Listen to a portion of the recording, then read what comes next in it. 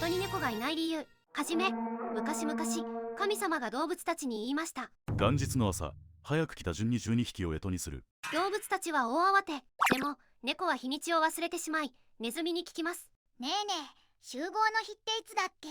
するとネズミはこっそり嘘をつきました。1月2日だよ。